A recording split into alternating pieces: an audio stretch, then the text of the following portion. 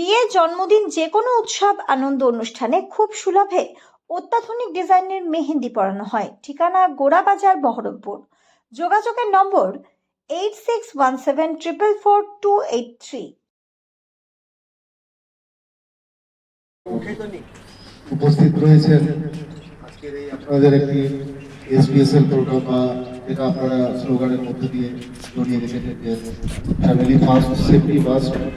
যাই হোক, মানে সুরক্ষিত বা সচেতনতার শিবির গড়ে তুলেছেন আজকে, এবং সকলে যারা রয়েছেন কর্মীবৃন্দ এবং আমার ট্রাফিকের বড়বাবু শশী সাহেব, বাবলু মন্ডল বাবু এবং আরও যারা পাশে রয়েছেন আপনাদের আধিকারিক ও প্রিয় সঞ্চারের তরফ থেকে, তাদের সকলকে ধন্যবাদ।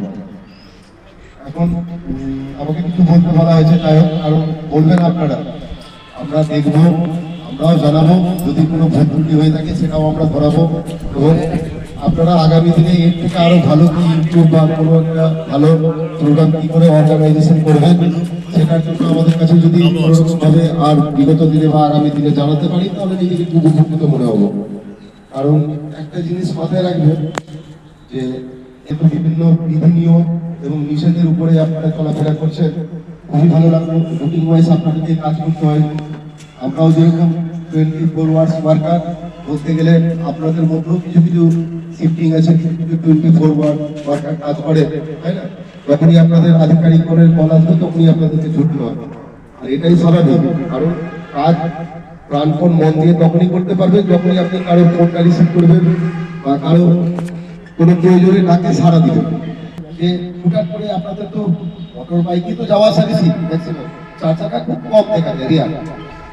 এবার আপনার গাড়িতে অনেকে মুভমেন্ট করে, আমি বলছি না যে কোনো একটা কোম্পানির নাম ধরে বলছি না, সর্বক্ষেত্রে হয়ে থাকে। হুট করে একটা বাইক নিয়ে এমার্জেন্সি গাড়ি যেতে হবে, দেখছেন ধারে দেখছি এক গুচ্ছ কয়েল আছে, তারপরে সঙ্গে একটা বিশাল বড় মই আছে, বুঝলেন, তার পাশে এদিকে প্লাস ঝুলছে, তারপরে হেলমেটটা হাতে ধরে আছে। দেখবেন, আমি বলছি কাজে যান, অবশ্যই যান, কিন্তু তার আগে একটা শব্দ বলেছেন ফ্যামিলি ফার্স্ট।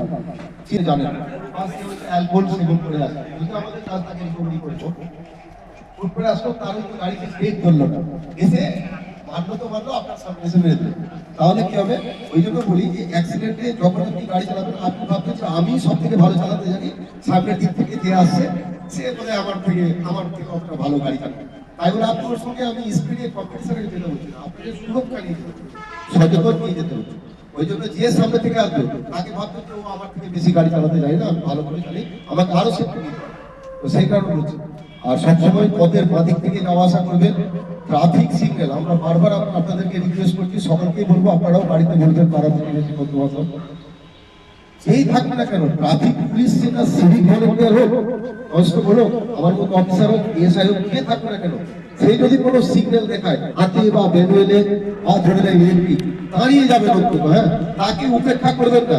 কারণ তাকে যদি উপেক্ষা করেছেন, সে দেখবেন 500 লোককে ওখানে চালাচ্ছে, হয়তো 500 লোককে চালাচ্ছে একটা মোড়ে, কিন্তু আপনি যদি উপেক্ষা করে পুরোপুরি আইকনটা, তার দৃষ্টিভঙ্গিটা আপনার দিকে চলে যাবে, বাকিগুলো কিন্তু চোখ হয়ে যাবে।